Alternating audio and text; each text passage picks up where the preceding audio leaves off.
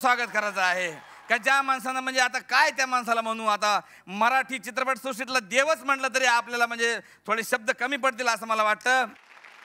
अभिनयाचे सम्राट सम्राट अशोक मामा या ठिकाणी आलेले आहेत. त्यांचं जोरदार टाळ्यांनी स्वागत झालं पाहिजे.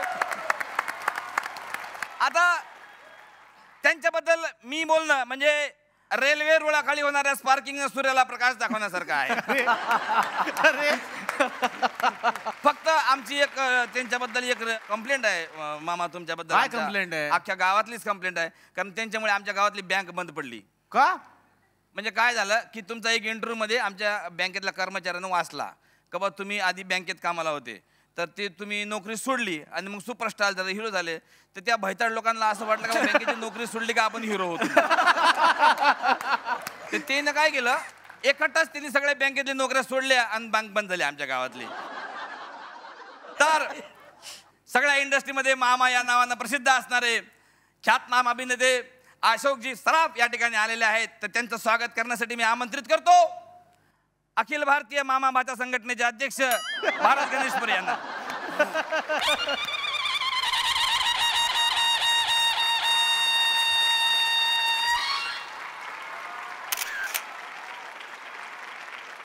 मामा आता सत्कार समारंभ तुम्ही पाहिलात. खरं तर ग्रामीण भागात बऱ्याच कार्यक्रमांच्या निमित्तानं तुम्ही गेले असाल. कसा वाटला हा सत्कार समारंभ तुम्हाला? त्या मानाने हा फारच चांगला होता. हो का? तर एखादा किस्सा जर आम्हाला तुम्ही सांगितला तर खूप बरं होईल. तो असा सत्काराचा असा किस्सा नाही आहे, तो मला एक वाचवण्याचा किस्सा झाला. म्हणजे नाना सगळीकडे नाना पाटेकर त्यांनी अक्षरशः माझा जीव वाचवला होता एकदा. अच्छा. आता हमीदवाईची कोठी नाटक म्हणजे जनरली खाली बसून करतात कारण सगळ्या त्या बायका खाली पथकल मारून खालीच बसतात जमिनीवर. उभ्या राहून कोणी बोलतच नाही. ते खाली बसतात. म्हणजे स्टेज कसं होतं एवढंच स्टेज आणि त्याच्यापुढे खुर्च्या. त्या खुर्च्या अशा असल्यामुळे मागच्या लोकांना दिसेना. मागच्या मुलं दिसेना आणि गाणं चाललं हे चाललं होतं नाटक चाललं होतं बसून.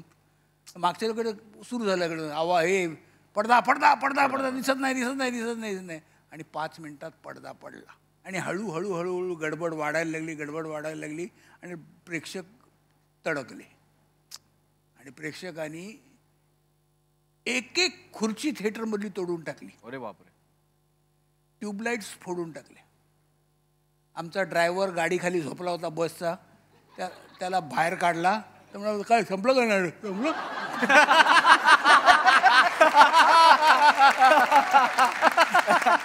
त्याचं तिथं बोलणंच कुठलं खाडकने कानाखाली बसल्यानंतर आणि काचा फोडल्या बसच्या. आणि त्यावेळेला मी नाना पाटेकर होता तिकडे. नाना पाटेकरला एकंदर संभाव्य धोक्याची कल्पना आली. त्याला कळलं की ह्या सगळ्याचा टार्गेट मी आहे. अच्छा. सुपरस्टार ना सुपरस्टार मोठे. त्याने म्हटलं अशोक चल. स्टेजच्या बाहेर काढला मागून गटारातून आणि गटारातून आम्ही चिखल तुडवत तारेच्या कुंपणावरून पळत त्यांनी मला मेन रोडवर आणला.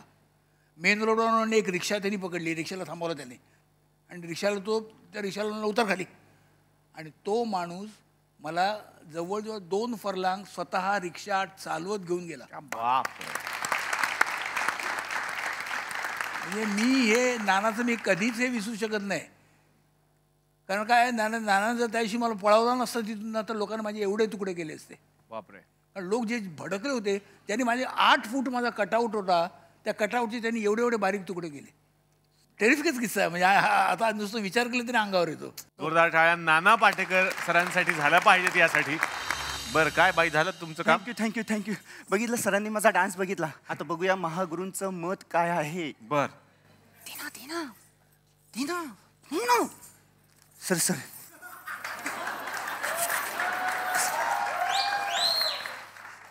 सर हे 100 रुपये तुम्ही मला द्या. थँक्यू. नाही सर तेवढेच आहेत माझ्याकडे. मला वाटलं पहिल्यांदा मला कोणीतरी 100 रुपये दिले माझा डान्स बघून. नाही सर हे तुम्ही मला द्या नंतर. हां बरं फोड हां फोड लगेच. हां फोड. अनाऊन्स नाही केलं फोड ना तू फोड. Thank you sir thank you very much thank you. जर ब्लास दिला म्हटल्यानंतर 100 रुपये द्यावेच लागणार. पण हे 100 रुपये दिल्यानंतर मत देईन ना. हो हे घ्या. थँक्यू. आता मत. हो मत नाचना. Thank you. Okay, bye bye bye everybody. काय तुझं काय? 50 रुपये कसले? नाच. ए, चल, काय तुझं काय? ऐका ना सर, तुमच्याही बद्दल सुप्रिया मॅमनी आम्हाला काही गोष्टी सांगितलेल्या आहेत. बघूयात त्या काय म्हणतात. अरे बापरे. सरप्राईज बरे सापडले आहेत माझ्या तावडीमध्ये. खरं सांगायचं तर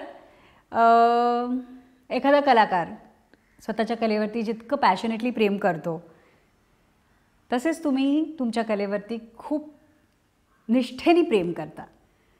आणि आय होप तसेच तुम्ही माझ्यावरती पण एक बायको म्हणून आणि एक नवरा म्हणून तुम्ही माझ्यावरती तितकंच प्रेम करता. त्याच्यामुळे त्याच्यात फारसा फरक आहे असं वाटत नाही. पण हां, तरीसुद्धा तुम्ही कलेवरती जास्त प्रेम करता. यक्ष प्रश्न म्हणजे तुम्ही मला घरात मदत करता की नाही? खरं तर करता, काही न करून खूप मदत करता मला. आणि मला हवे असलेल्या गोष्टींमध्ये खूप मदत करता. ते म्हणजे एखादी गोष्ट तुम्हाला काही सांगायची असेल पण मला सांगू नये असं वाटतं, कारण तुम्हाला एक गोष्ट सांगितली की तुम्ही तिकडे जाऊन 10 गोष्टी घेऊन येतात. त्याचा मला खूप त्रास होतो. प्लीज तुम्ही असं करू नका. मी सांगितलेलं तेवढंच ऐका आणि तेवढीच गोष्ट आणत जा आणि थोडासा पसारा कमी करा प्लीज. सर, काय मत याच्यावर? काही मत देऊ शकत नाही मी. काय डॉक्टर की मी पहिल्यापासूनच असा आहे. आता माझ्या लग्नाला 28 वर्ष पूर्ण झाली. 29वं वर्ष चालू आहे. आणि माझ्या बहिणीचं जेव्हा लग्न झालं नव्हतं तेव्हा ती सुद्धा घरी होती. आई, माझी बहीण, माझी बायको, नंतर माझी मुलगी. म्हणजे स्त्रियांबरोबर घरात राहणं ह्याची मला सवय आहे आणि मला राहायचं आहे. तर त्यामुळे मी वाद नाही घालत कधी आणि ह्या सगळ्या गोष्टींची सवय आहे मला. किंबहुना मी ती करून घेतलेली आहे. एक कंप्लेंट मलाही करायची सरांबद्दल. आता विषय निघालाच सर, इफ यू परमिट. मामा, तुमची परवानगी असेल तर. हाँ भाई, तू अग्री करेगा मैं क्या बोलता हूँ उससे. तुम्ही बालकलाकार म्हणून करिअरला सुरुवात केली. म्हणजे हा माझा मार्ग एकलापासून शोले पर्यंत, मतलब दिस एंड टू दॅट एंड, इतने बड़े बड़े फिल्म्स में आपने ॲज ॲक्टर काम किया. मग मोठे झालात, ॲक्टर झालात, मग तुम्ही डिरेक्टर झालात. म्हणजे अशी बनवा बनवीसारखा सिनेमा, मग नवरा माझा नवसाचा, अनेक सिनेमे. निर्माता झालात, दिग्दर्शक झालात, लेजंड झालात तुम्ही. पण हे सगळं करत असताना कॉन्शियसली किंवा सबकॉन्शियसली तुम्ही तुमच्यातल्या ॲक्टरला थोडं मागे टाकलं. हो, मला मान्य आहे. कारण ती जबाबदारी तेवढी होती. आणि तुला अजून एक गोष्ट सांगतो, म्हणजे मला तुम्हाला तिघांना ही गोष्ट किंवा तुलाही सांगणं म्हणजे नवीन नसेल तुमच्याकरता की once an actor always an actor.